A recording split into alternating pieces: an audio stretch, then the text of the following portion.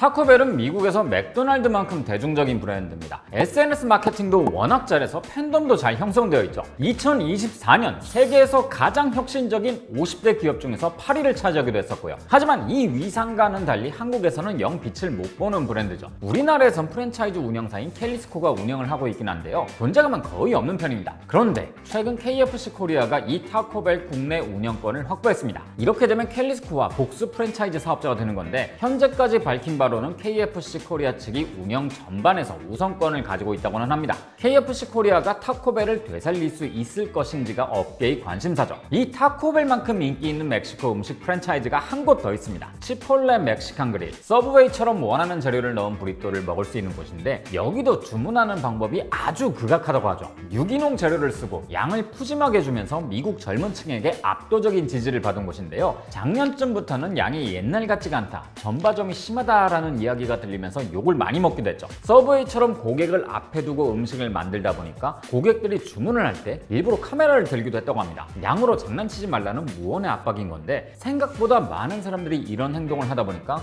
고객과 점원 간의 싸움이 일어나기도 했었죠. 이런저런 이슈들이 있었고 나름 고전 중이긴 하지만 여전히 사랑받는 브랜드긴 합니다. 타코벨도 마찬가지고요. 지난번엔 텍스맥스와 켈맥스를 중심으로 멕시코 북부 음식에 대한 이야기를 했었는데요. 오늘은 이 멕시코 음식을 본격적으로 미국에 전파한 두 브랜드에 대한 이야기를 해보려고 합니다. 저는 김밥이고요. 제가 오늘 떠먹여드릴 이야기, 미국이 만든 멕시코의 맛입니다. 타코벨의 창업자 글렌벨은 원래 햄버거를 팔던 사람이었습니다. 군대에서 취사병으로 복무를 했었는데요. 제대를 하고 고향에 돌아와서 딱히 할 것 없이 시간을 보내다가 친구와 함께 샌 버나디노에 가게 됩니다. 여기서 햄버거를 먹게 되는데 이게 너무 맛있는 거예요. 그 햄버거집이 바로 맥도날드였습니다. 이때 벨이 자기도 햄버거 가게를 차려야겠다고 생각을 했대요. 사업에 대한 욕심도 있었지만은 사실 식당 차고에 주차되어 있는 캐딜락을 보고 엄청난 질투를 느꼈다고 합니다. 미국에서 캐딜락은 부와 명예, 성공의 상징 이었거든요. 이런 햄버거를 팔면 캐딜락을 끌 수 있구나 했던 거죠. 그렇게 맥도날드와 멀지 않은 곳에 벨스 햄버거 앤 핫도그라는 식당을 차렸고, 다행히 장사도 그럭저럭 됐는데요. 벨이 만족할 만한 매출이 나오진 않는 겁니다. 벨은 맥도날드 형제보다 훨씬 더 많은 돈을 벌고 싶었거든요. 그렇게 장사를 하다가 하루는 자기 가게 건너편에 있는 멕시코 음식점에 가서 타코를 주문하고 앉아있는데, 문득 타코를 먹는 손님 중 대부분이 유럽계 미국인들인 걸 캐치한 거예요. 이때까지만 해도 멕시코 음식이 아주 대중적인 음식은 아니었거든요. 히스패닉계 사람들이 당연히 더 많을 줄 알았는데 그게 아니었던 거죠. 여기가 샌 버나디노의 미틀라 카페라는 곳인데 찾아보니까 아직도 영업을 하고 있긴 하더라고요. 아무튼 벨은 이 멕시코 음식에서 가능성을 보게 됩니다. 나도 미국인들을 상대로 타코를 한번 팔아봐야겠다, 이런 생각으로 아내한테 브리핑을 하는데요. 아내가 단번에 기운 빠진 소리를 합니다. 백인들은 그럼 매운 음식을 안 사 먹을걸? 벨이 그럼 좀 덜 맵게 하면 되는 거 아니냐고 했더니 또 바로 일침을 했죠. 안 매운 타코면 멕시코인들도 안 먹겠네. 야, 꽤 긁혔을 법도 한데 일단 자기 아이디어를 밀어붙이기로 합니다. 그런데 문제는 타코 만드는 방법을 모른다는 거예요. 그래서 떠오른 게 미틀라 카페, 아까 그 단골 멕시코 식당이었습니다. 무작정 사장님한테 가서 타코 만드는 방법을 알려달라고 한 거죠. 뭐 이런 사람이 다 있나 했을 겁니다. 바로 길 건너에서 장사를 하던 사람이 대뜸 와가지고는 레시피를 알려달라고 하니까요. 그런데 미틀라의 사장님은 흔쾌히 레시피를 알려줬다고 해요. 사장님이 대인배기도 하지만은 벨도 정말 운 하나는 잘 따라줬던 것 같습니다. 어쨌든 이렇게 레시피는 해결이 됐죠. 그런데 이대로만 내면 차별성이 없으니까 멕시칸 음식의 패스트푸드스러움을 살짝 가미했죠. 왜냐면 벨은 맥도날드처럼 빠르게 타코를 내고 싶었거든요. 당시 캘리포니아와 텍사스에서는 햄버거 번을 미리 준비해두는 것처럼 또르띠아를 접어서 미리 튀긴 다음에 하드쉘로 준비하는 게 유행이었습니다. 그런데 벨은 한 번에 6개를 동시에 튀기는 기계를 개발했어요. 주문이 들어오면 바로 여기다 고기와 야채, 소스를 채워낼 수 있게 한 거죠. 그리고 나서 바로 타코 식당을 차렸던 건 아니고요. 처음엔 자기가 운영했던 식당 메뉴에 타코를 추가해서 팔았습니다. 이때가 1951년이었는데요.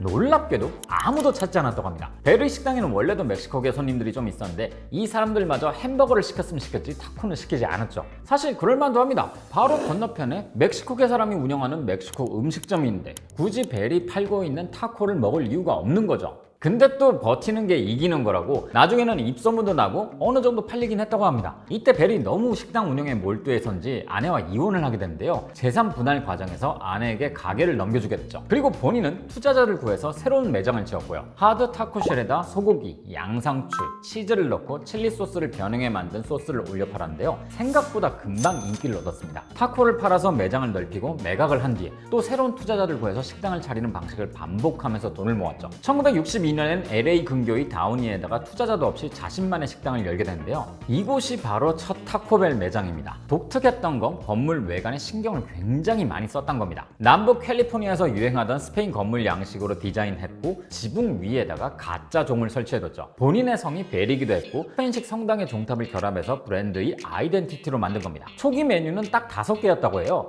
타코, 토스타다, 브리또, 칠리버거, 핀토베이비. 그런데 여기도 장사가 굉장히 잘 됐어요. 매장을 열고 5년 만에 캘리포니아에만 100개의 매장이 생겼으니까요. 이후 차츰차츰 미국 전역으로 매장을 확장해 나갔죠. 이 사람 은근 손대는 것마다 다 성공시켜버린 겁니다. 미국인이 벨의 타코를 쉽게 받아들일 수 있었던 이유는 이국적이긴 해도 적절하게 익숙한 구성이었기 때문이죠. 빠르고 저렴하다는 패스트푸드적인 특성도 미국인들에게 정말 제대로 먹혔고요. 그리고 매장이 이렇게 커지니까 이젠 투자자 정도가 아니라 거대 기업이 타코벨에게 접근합니다. 바로 펩시코가 타코벨 인수 의사를 전해왔거든요. 펩시코가 타코벨을 인수한 건 큰 뜻이 있었습니다. 당시 코카콜라가 맥도날드에 코카콜라를 공급하면서 엄청난 돈을 벌었는데요. 이때 당시만 해도 타코벨이 제2의 맥도날드로 떠오를까라는 예상들이 많았거든요. 사실 타코벨이 잘 나가긴 했지만 결과적으로는 맥도날드만큼 성공한 건 아니었는데요. 하지만 미국인들에게 익숙하지 않았던 타코를 전파한 것 자체만으로도 대단하다는 평가가 많았습니다. 아무튼 펩시코도 타코벨에 펩시를 공급하면 코카콜라처럼 돈을 벌 수 있을 거라고 생각했던 거죠. 이렇게 타코벨이 미국에서 멕시코의 음식을 알리고 있을 동안에 전 세계의 멕시코 음식을 퍼뜨린 건 바로 미군들이었습니다. 정확히는 미군에 입대한 히스패닉계 미군들 덕분이었죠. 기득권층인 유럽계 미국인들이 입대를 기피하면서 아프리카계와 히스패닉계 군인들이 늘어났거든요. 덕분에 미군의 식당과 미군 기지 주변의 식당들도 많은 영향을 받았습니다. 전 세계 미군 기지 주변에 멕시코식 음식점이 등장하기 시작했죠. 또 1986년에 개봉한 프랑스 영화 베티블러에서요, 실리콘 까르네가 잠깐 등장하는데요. 이 영화가 워낙 성공을 거두다 보니까 프랑스에서 멕시코 음식 붐이 불기도 했습니다. 덕분에 미국과 유럽인들도 멕시코에 여행을 많이 갔죠. 자, 멕시코 음식 1편에요. 우리가 아는 브리또 같은 음식은 거의 다 멕시코의 북부 지역에서 만들어졌다고 이야기를 해드렸는데요. 이때는 멕시코의 중남부 지역에서 먹던 생소한 멕시코 음식들도 멕시코를 방문한 사람들 덕분에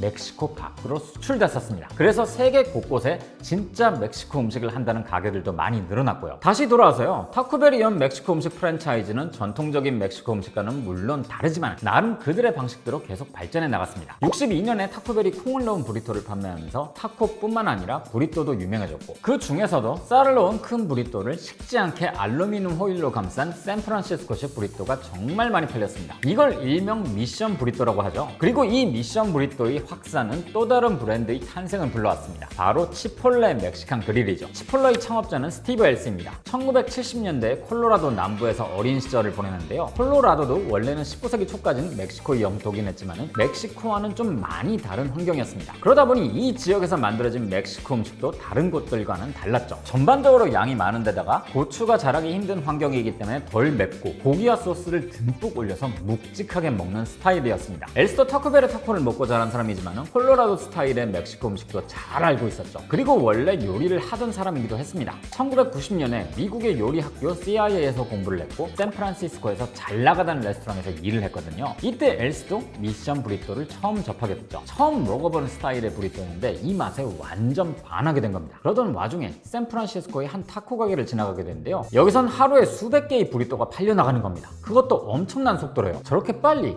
많이 만들면 개당 $5에만 팔아도 돈이 꽤 될 것 같은 거예요. 그렇게 콜로라도로 돌아와서 브리또 장사를 할 계획을 짰죠. 이때 브리또를 서브웨이 샌드위치처럼 만들어서 빠르게 내면 어떨까 하는 아이디어가 떠오른 겁니다. 사람들이 넣어달라고 하는 재료들로만 속을 채워서 브리또를 말아주는 거죠. 자, 구상은 끝났는데 돈이 없으니까 사업 계획서를 딱 써가지고 아버지를 찾아갑니다. 하루에 100개 이상의 브리또를 팔면 손익분기점을 넘길 수 있고 저는 100개 이상을 팔 자신이 있습니다. 그러니까 저한테 투자 좀 해주세요. 이렇게 아버지를 설득해서 $85,000를 빌린 데 성공합니다. 이 돈으로 덴버 대학 근처에 브리또 매장을 냈죠. 이게 바로 1993년에 첫 매장을 오픈한 치폴레 멕시칸 그릴입니다. 그런데 처음 계산했던 이 브리또 100개가 좀 무리수가 아닌가 싶었는데요. 정말 그렇게 팔렸습니다. 아니 사실 이것보다 훨씬 많이 팔았죠. 장사를 시작한 지 한 달 만에 하루에 1000개씩 브리또가 팔려나갔거든요. 판매 타겟이 대학생이었기 때문에 이런 새로운 방식의 음식과 브리또도 굉장히 잘 팔렸던 거죠. 원래 브리또가 어느 정도 팔리면은 번듯한 레스토랑을 차리려고 했었는데요. 이게 너무 장사가 잘 되니까 그럴 정신이 없을 정도였습니다. 그래서 가족들이 닭다리를 냈죠. 너 원래 레스토랑을 하려고 한 거 아니었냐?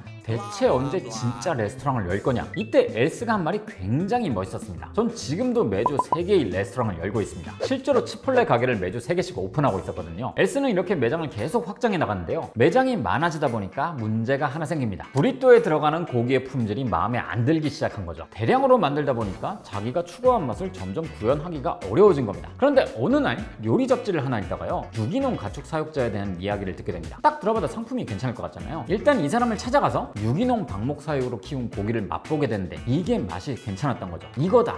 치폴레의 정체성이 이때 결정됩니다. 지속 가능성에 대한 중요성을 알리면서 치폴레의 음식이 더 건강하고 맛있다는 걸 보여주고 싶었죠. 이게 엘스의 주장입니다. 치폴레는 지금도 진정성 있는 음식이란 키워드를 밀고 있거든요. 물론 여기에 대해선 전문가들이 비판이 많습니다. 유기농이나 방목 사육 고기를 쓰는 것이 식품 안전과 직결되는 것도 아니고 어떤 경우에는 항생제 없이 키우는 게 오히려 더 위험할 수도 있으니까요. 윤리적인 측면에서는 환영받을 수 있지만 식품 안전 측면에서는 맹신할 수가 없는 거죠. 실제로 한참 뒤인 2010년대 중반의 일이지만요. 치폴레에서 노로바이러스 감염이 연거푸 터지면서 회사가 흔들릴 정도였습니다. 물론 이건 식재료 관리 과정에서의 위생 문제긴 했지만요. 이런저런 말들이 있었지만 치폴레의 이런 철학과 마케팅은 제대로 통했습니다. 다른 음식점들과는 다르다라는 인식을 강하게 심어줬죠. 현재는 타코벨과 더불어서 미국인들에게 가장 사랑받는 프랜차이즈 레스토랑이 됐고요. 신기하게도 멕시코 음식은 세계적으로 대중화되는 데 성공했지만요. 타코벨과 치폴레 같은 프랜차이즈는 해외에서 큰 성공을 거두지 못하고 있다는 겁니다. 그런 의미에서 타코벨과 치폴레야말로 완벽하게 미국화된 멕시코 음식이라고 할 수 있는 거죠. 이건 많은 분들이 공감하고 있는 부분이기도 합니다. 자, 이번에 멕시코 음식을 두 편에 걸쳐서 이야기를 해드렸는데요. 요즘같이 날씨가 좋은 날에 테라스에 앉아서 타코에다가 맥주 한 잔을 딱 하는 게 그렇게 맛있을 수가 없더라고요. 예전엔 타코벨에도 몇 번 갔던 기억이 있는데요. 앞으로 새롭게 태어날 KFC 코리아의 타코벨은 한국에서 어떤 성적을 거두게 될지 지켜보는 것도 재밌을 것 같습니다. 개인적으로는 이 치폴레가 우리나라에도 진출한다면 어떤 반응이 나올지 궁금하긴 합니다. 근데 이건 시간이 좀 더 걸릴 것 같긴 해요. 지금도 치폴레는 극소수의 나라에서만 운영되고 있으니까요. 어쩌면